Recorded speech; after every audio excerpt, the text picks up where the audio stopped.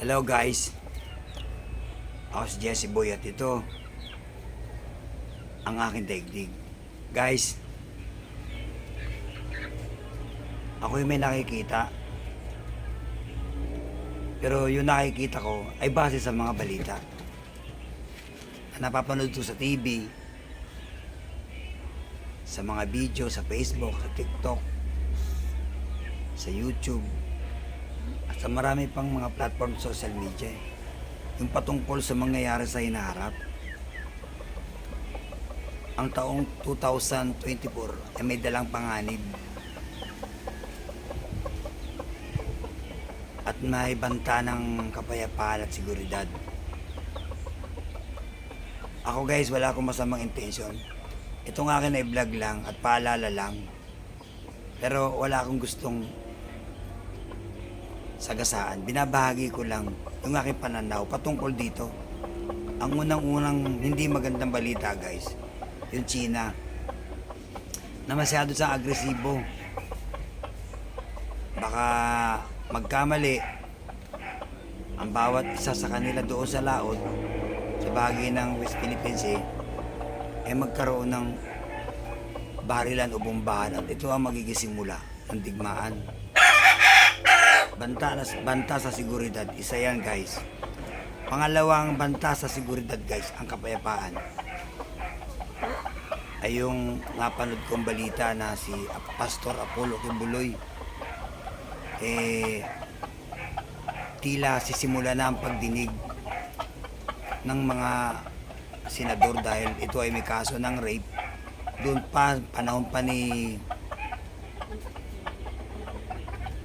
President Gloria Arroyo. May kaso na ito guys. May kaso na siyang rape. Hindi lang siya nakukulong dahil sa, alam mo naman, makapangyarihan ng salapi at posisyon sa politika. Pangalawa, meron na lang pag-isang pangatlo. Si Duterte, ang administrasyon ni Bongbong ay breakthrough na. Kaya hindi magandang balita. Tatlo na guys. Pangapat, yung patuloy na pagtaas ng mga bilihin na walang price control. At kasabay nito, may banta tayo ng El Nino. 4 guys ha. 4 na. Panlima, yung banta ng El Nino. At hindi lamang tayo. Hindi. Ang buong mundo ay makakaranas nito. Magkakaroon ng tagtuyot sa mga raming lupain. Maraming posibleng mamatay dahil sa init at mga halaman ng pagkatuyot. Banta sa seguridad. 5 na guys. At ang isa pa ay yung mga nababalitahan natin na walang tigil na patayan. Mga domestic crime, mga street crime, at yung mga rebellion, barilan ng mga NPA, dalo at pulis. Marami pa iba. Kaya ang taong darating guys ay hindi magandang anunsyo. Napakahirap, masamang balita. Kaya dapat kayo maging handa na tayo. Hindi ako isang propeta at hindi rin ako isang pastor o isang Bible scholar.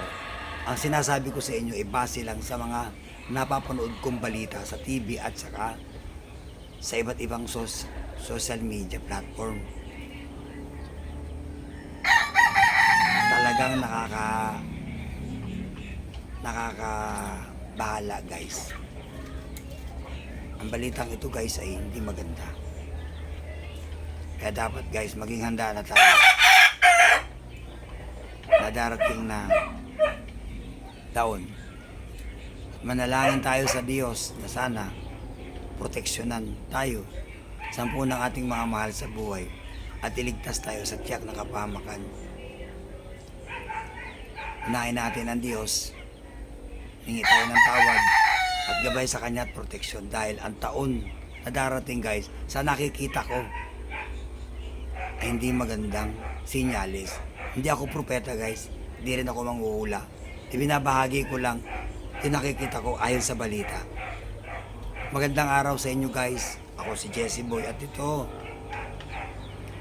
ang ating daigdig. Isang masaganang Pasko at mapayapang bagong taon.